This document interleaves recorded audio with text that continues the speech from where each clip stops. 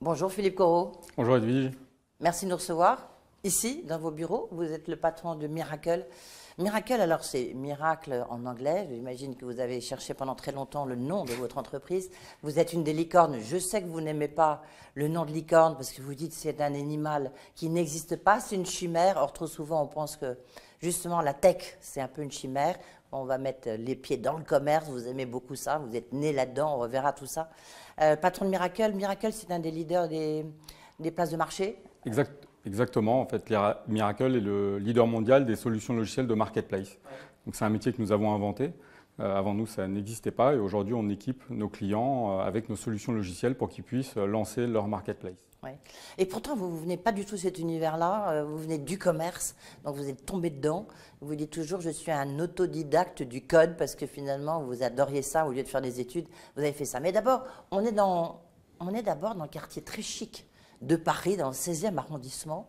Est-ce qu'on peut dire qu'on n'attend pas forcément d'une entreprise, de la tech, une licorne française? On l'attend plutôt dans le sentier, dans des endroits branchés.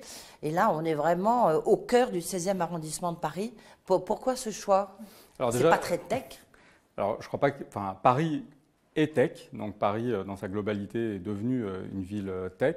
Nous, on a choisi cet endroit parce que c'était, au moment où on cherchait, le seul qui était disponible rapidement de cette surface-là. Et on voulait être dans Paris parce que c'était important pour nos collaborateurs que les locaux de Miracle soient situés dans Paris. Oui.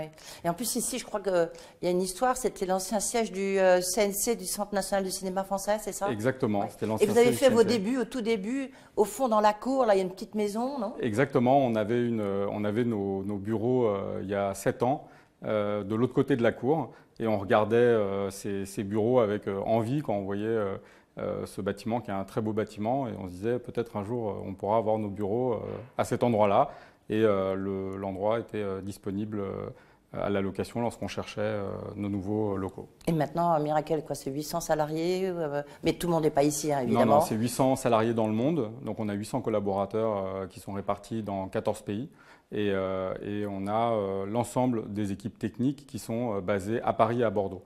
Donc 100% de la tech sont basées à Paris et à Bordeaux. C'est 250 personnes et environ 200 personnes basées à Paris dans cet immeuble. Et une technologie, vous dites 100% française, vous n'avez pas de drapeau français ici, mais en tous les cas, vous l'érigez souvent.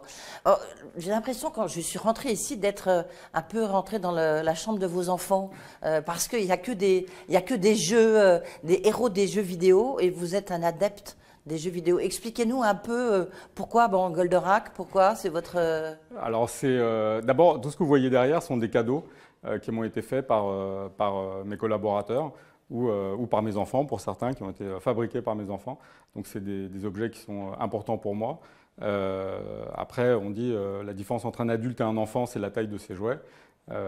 Donc on est tous un peu des enfants. Moi, c'est vrai que l'univers du jeu vidéo, c'est un univers que j'aime bien, dans lequel j'ai travaillé. Et je me retrouve aussi là avec cette. Vous pouvez nous décrire un peu là, tout ce qu'on voit derrière vous?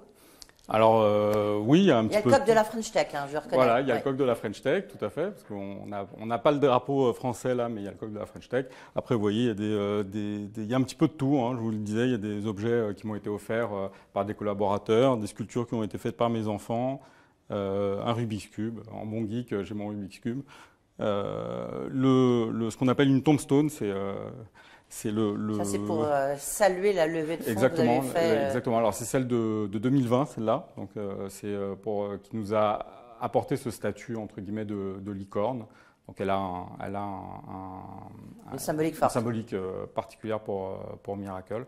Voilà. Et puis au-dessus, vous voyez, il y a un petit peu de tout. On voit, c'est vrai qu'il y a pas mal de trucs de Star Wars, parce que Star Wars, c'est un univers qu'on aime bien chez Miracle, qui plaît à nos collaborateurs, qui me plaît à moi aussi. Parfois, c'est fédérateur. À l'époque, quand les films sortaient, on louait une salle de cinéma et toutes les équipes de Miracle allaient voir et Star Wars. Ici, toutes les salles, je crois, ont des noms de Star planètes, Wars. Exactement, des planètes de Star exactement, Wars. exactement. Le nom de nos salles de réunion, c'est le nom des planètes de Star Wars.